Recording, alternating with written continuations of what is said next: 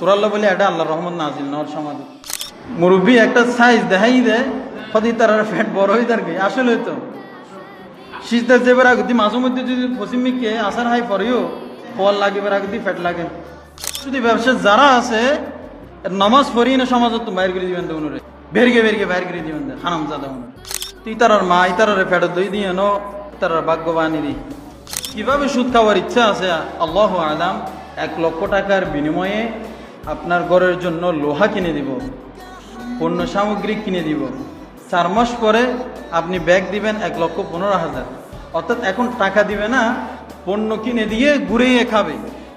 তিতাল্লাই যারা শুধু ব্যবসায়ীন করে এবং যারা দেয় সাক্ষী যারা থাকে ব্যাকুল সমান অপরাধী। জীবের পরিস্থিতি আমি বারবার সম্মুখীন হই ইদানিং।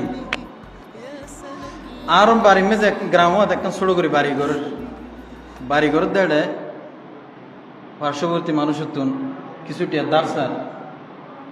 দারসার দে 4 মাস দিব টিয়াউন 1 লক্ষ টিয়া অর্থ 4 মাস পরে 1,15,000 টিয়া ব্যাগ দেওয়া ফুরব নাউজুবিল্লাহ হন না। ইনের বিরুদ্ধে কোরআনুল কারীম নাজিল হই। ইনের বিরুদ্ধে কি নাজিল হই? ইয়া আইয়ুহাল্লাযীনা আমানু লা তাকুলুর রিবা আদআফা মুদাআফা। Please listen to me.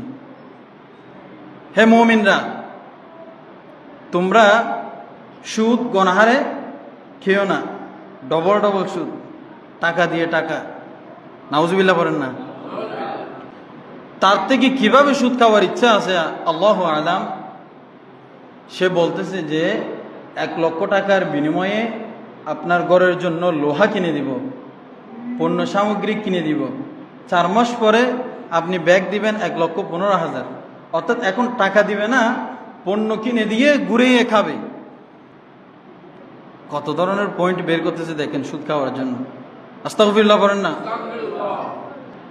এই ধরনের সুদী ব্যবসা যারা আছে নামাজ পড়ি না সমাজত বাইর করে দিবেন উনুরে বেরগে বাইর করে দিবেন হারাম জাদা উনুরে।